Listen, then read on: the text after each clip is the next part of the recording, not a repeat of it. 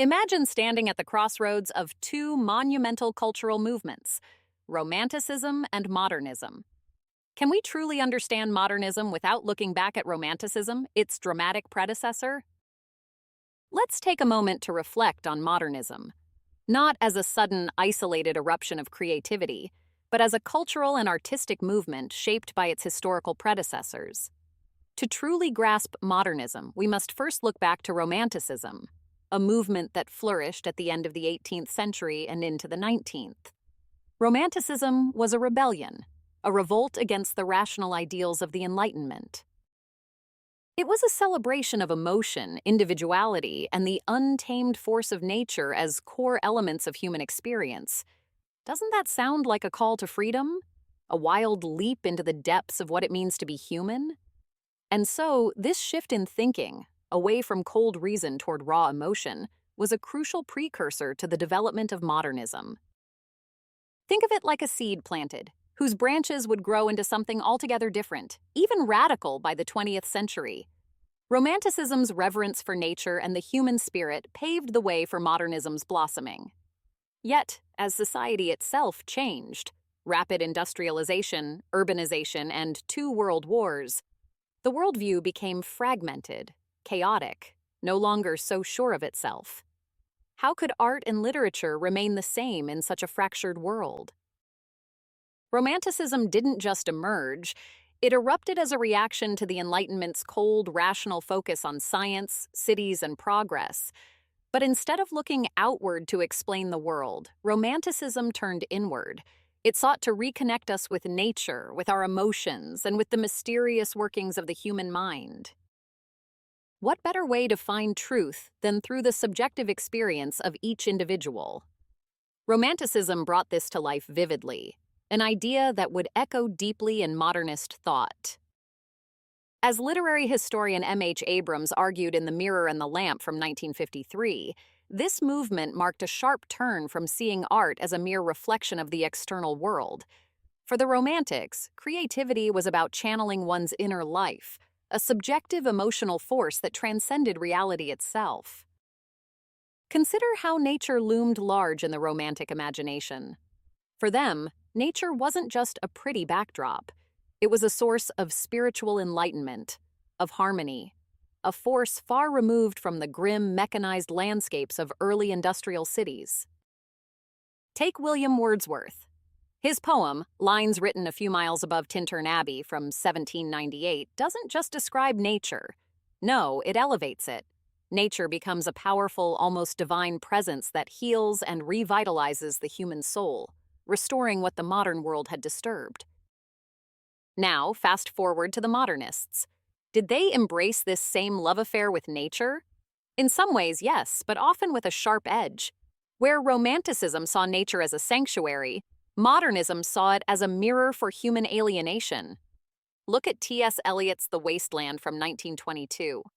Here, nature is no longer the healer but a desolate landscape, reflecting cultural decay and spiritual emptiness. It's as though the romantic dream of nature's purity has been shattered, leaving modernists to sift through the ruins. What happened? How did nature go from a force of life to a symbol of decay? Harold Bloom suggests this is where modernism decisively breaks from Romanticism. Modernists, with their more skeptical, even cynical worldviews, deconstructed the very ideals their predecessors held dear. Romanticism wasn't shy about its love of feeling over thinking.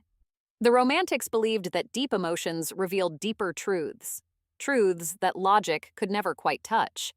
Rationality, for them, was overrated. Just think of Samuel Taylor Coleridge's The Rime of the Ancient Mariner from 1798, where emotional intensity and supernatural elements unlock a world beyond the limits of reason. In Romanticism, emotion became a doorway to the mystical, the ineffable, to truths you can't explain but only feel.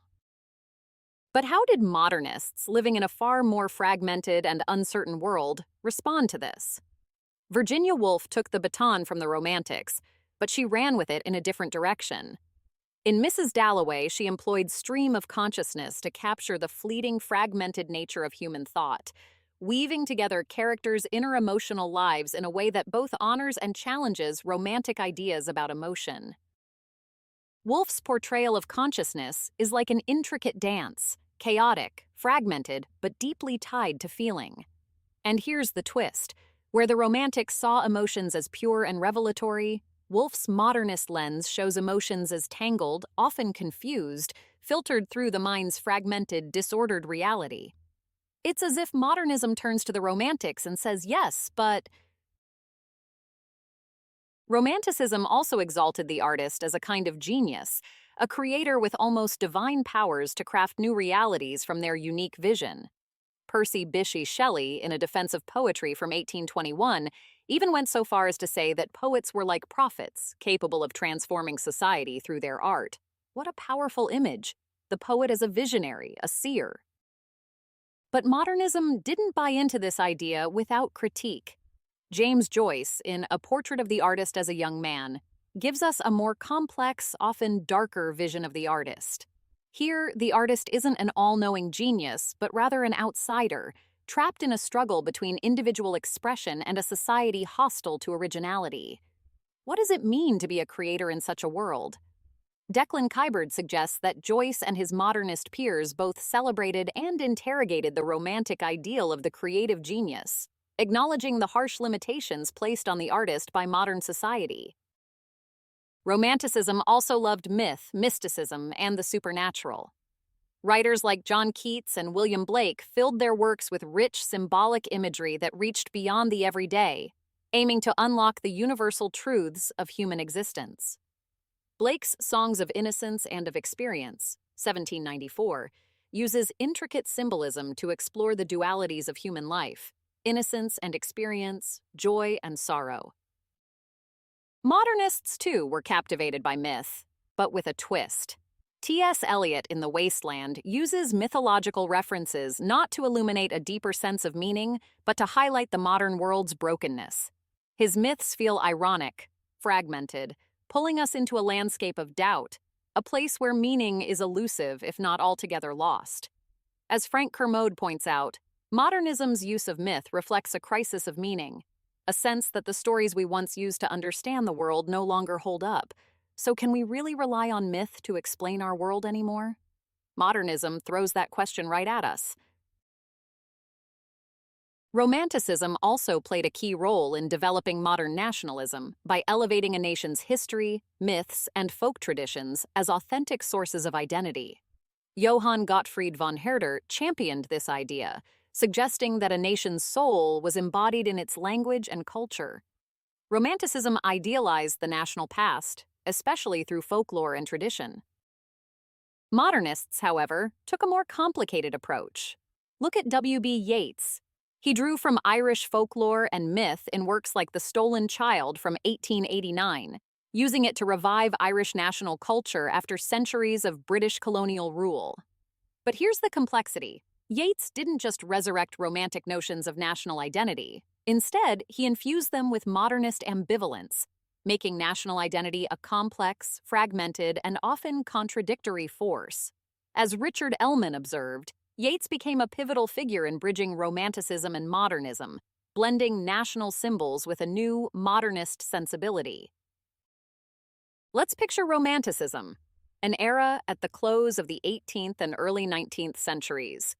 We often think of it as standing in sharp contrast to modernism, which burst forth as a radical departure. But is it really so simple? What if, instead of opposites, we saw these two movements as intertwined? Romanticism, with its passion for subjectivity, deep emotion, and the irrational, laid the groundwork for many of the ideas that modernism would take up, though often with a more fractured, pessimistic tone. Literary scholars like Jerome McGann and Harold Bloom remind us that, while modernism rejected many of Romanticism's ideals, those early themes, emotion, nature, the self, remained a source of inspiration, and sometimes resistance, for modernist thinkers. So let's dig into these connections. How did Romanticism, with all its heart and spirit, pass the torch to the fragmented world of the modernists? Romanticism and modernism both fixate on subjectivity, but in strikingly different ways. For the Romantics, the subjective experience was a path to profound truth. Think of William Wordsworth and Samuel Taylor Coleridge, writers who believed that the inner life of feelings could reveal truths that the cold, hard, rational mind could not.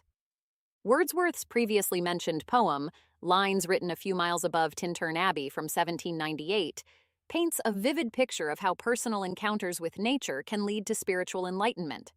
The subjective experience wasn't just personal, it was cosmic and transformative. But then, modernism flips this script. Along comes Sigmund Freud with his theories of the unconscious, suggesting that the inner world isn't so simple. Instead of clarity, modernists like Virginia Woolf and James Joyce found subjectivity to be fragmented, chaotic. No longer a source of universal truth, the inner life became a maze of disconnected thoughts and sensations. In Mrs. Dalloway, Woolf takes us inside her characters' minds, showing us how fractured, fleeting, and elusive their thoughts are.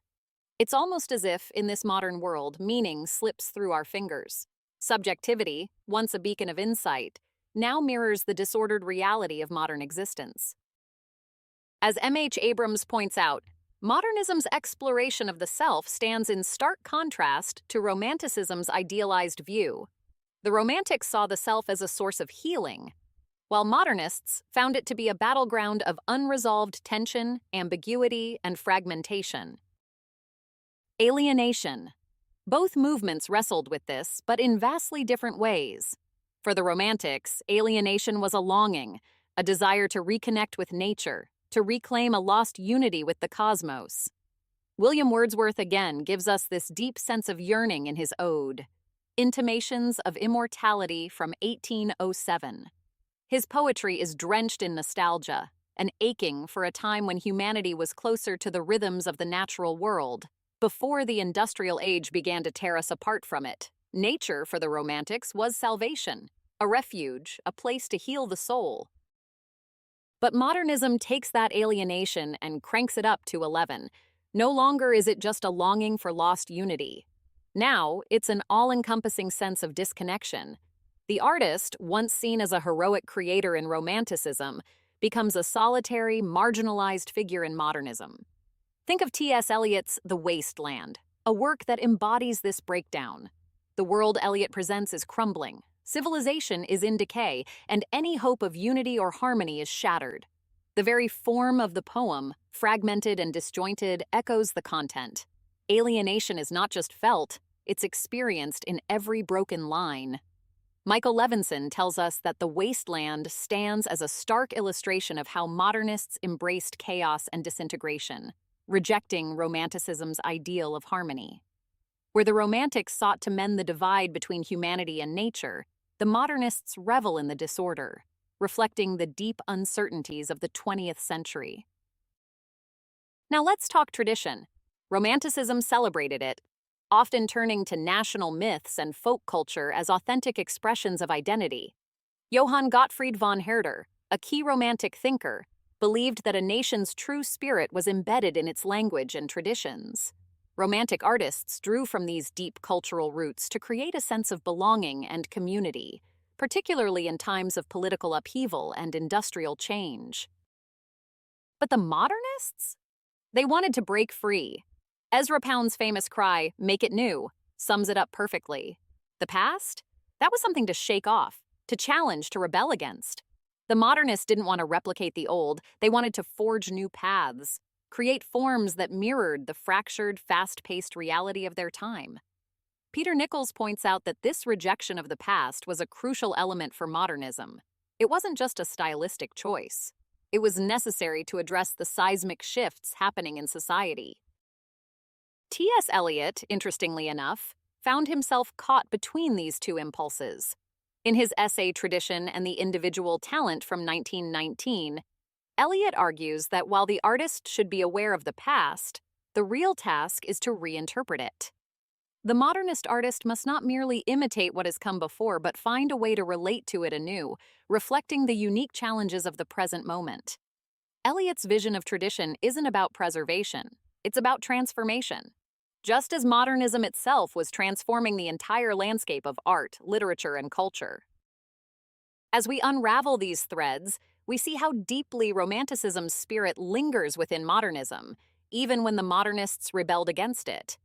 Romanticism provided the themes, emotion, subjectivity, nature, while modernism twisted and reshaped them, sometimes to the point of unrecognizability.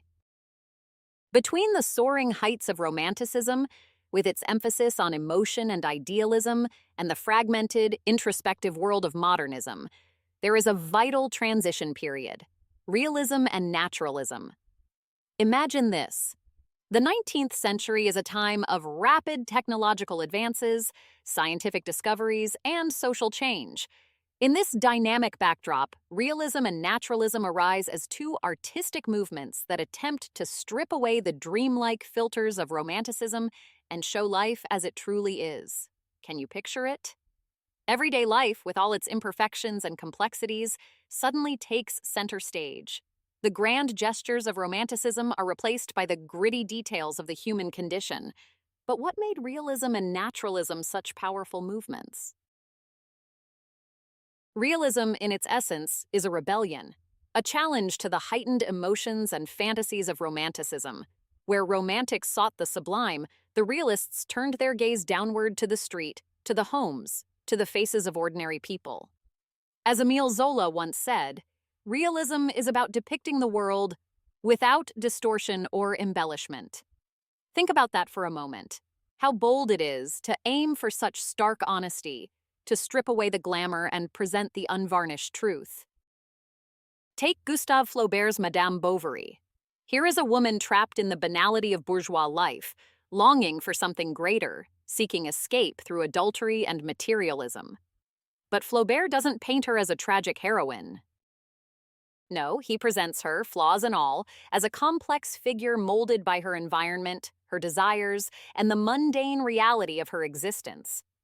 It's in this careful observation of the everyday, this commitment to the here and now, that realism stakes its claim. And why is this shift so crucial? Because, as George Levine points out, realism marked a turning point where literature no longer aimed to enlighten or moralize, but to reveal, to reflect society back to itself, often with sharp social criticism.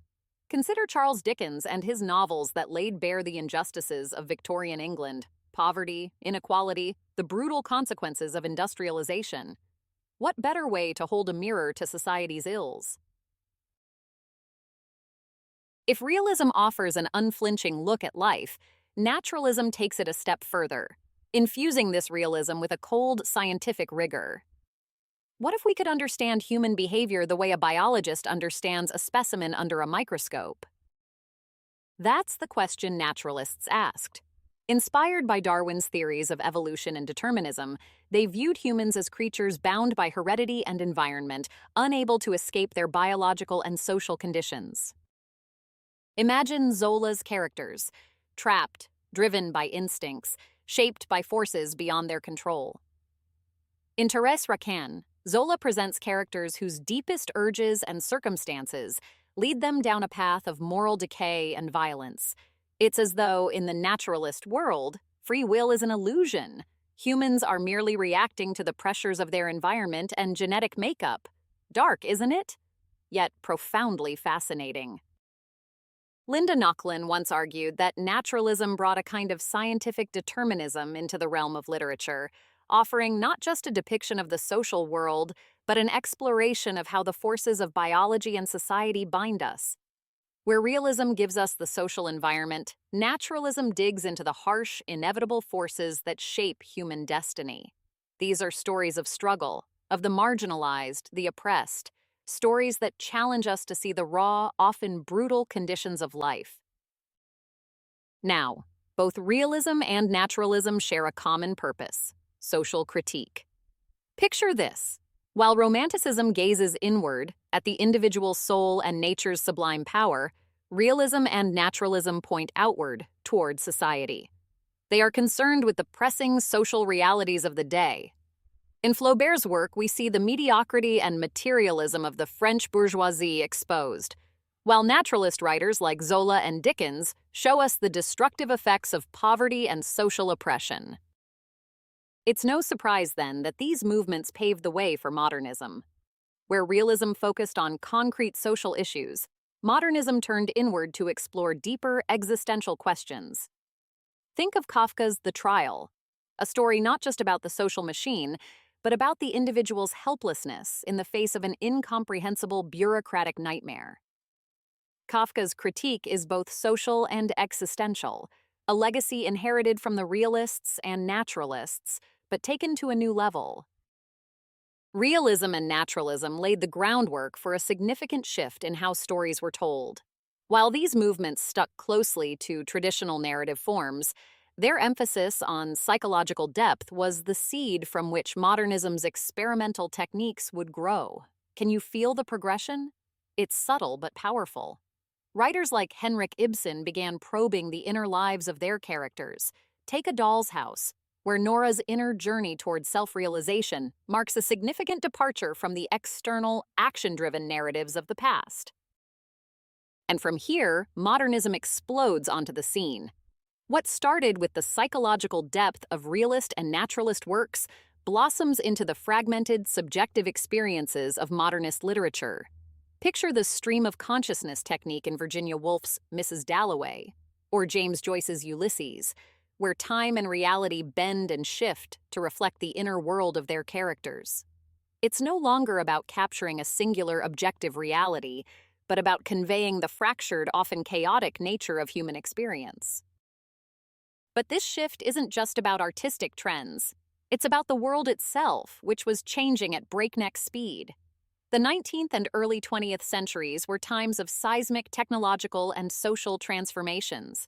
Industrialization, urbanization, and technological innovation redefined human life. Think of the railroads, the telegraph, the rise of the modern city. Suddenly, the world was smaller, faster, more interconnected, and yet more alienating. Stephen Kern, in The Culture of Time and Space, tells us that these technological advances created a new consciousness, a new way of experiencing time and space. Can you imagine the disorientation? Time no longer felt linear. Space felt compressed. It was exhilarating and terrifying. Modernist writers seized on this, experimenting with narrative structures that echoed these new experiences. In Joyce's Ulysses, we experience time as elastic, flowing in and out of memory, association, and the present moment. But with all this progress came a sense of loss, a loss of stability, of certainty. T.S. Eliot's The Wasteland captures this beautifully. Technology, instead of saving us, leaves us stranded in a barren, spiritually empty world. The city, once a symbol of progress, becomes a place of isolation and alienation. And it's not just Eliot. Modernist literature is filled with ambivalence toward the modern world. Ah, the city. It's impossible to talk about realism, naturalism, or modernism without mentioning the rise of the modern metropolis. The city is a character in itself, a place of alienation, chaos, but also opportunity and discovery. In Baudelaire's Les Fleurs du Mal, in English The Flowers of Evil, published in 1857, we see the first glimpses of the modern city as a space of fleeting, disconnected encounters. He describes city dwellers as strangers, passing by one another without meaningful connection. And this sense of anonymity, of being lost in the crowd, is a theme that modernists will explore further. In Eliot's The Wasteland, London is a desolate place, where people are mere shadows of themselves. Virginia Woolf, in Mrs. Dalloway, captures both the grandeur and the isolation of London's streets, a maze where individuals wander, both free and imprisoned by the city's relentless energy. Urbanization, as Marshall Berman tells us in All That Is Solid Melts into Air, revealed the tensions of modern life in the most dramatic way possible. The city, with its speed, diversity, and relentless change, forces individuals to adapt or be swallowed by it. It's a place of both fascination and fear, perfectly encapsulating the dual nature of modernity itself. And so, as realism and naturalism paved the way for modernism, we see not only a shift in artistic style, but also a profound engagement with the world as it transformed under the weight of industrialization, urbanization, and technological progress. How could writers and artists not respond? Imagine a world where feelings reigned supreme, where nature's beauty held the key to life's deepest truths, and where the individual, especially the artist, was seen as a nearly divine figure, capable of creating new realities. This was the world of Romanticism, a movement that flourished in the late 18th and early 19th centuries, with poets like Wordsworth, Coleridge, and Shelley leading the charge. But then, as we hurtled into the 20th century, everything changed. The Industrial Revolution, the brutal impacts of World War I, and a rapidly shifting society shattered that harmonious vision. Enter Modernism, a stark, disillusioned movement that turned its back on romantic ideals, embracing chaos, fragmentation, and existential uncertainty. But how did we get here? How did we move from a world where the artist was seen as a genius capable of transcending reality to one where the world seemed fragmented, meaningless, and devoid of hope? Let's start with Romanticism, where idealism ruled. Picture an era where emotions and the individual's unique experience of the world were celebrated as the ultimate sources of truth. Think of the artist as a prophet, a creator of new worlds, a genius who could see beyond society's limitations. Shelley himself declared in his famous essay, A Defense of Poetry, that poets are nothing less than the unacknowledged legislators of the world. He believed poetry could reveal truths that cold, hard reason or science never could. Feelings, creativity, these were the true pathways to deeper understanding.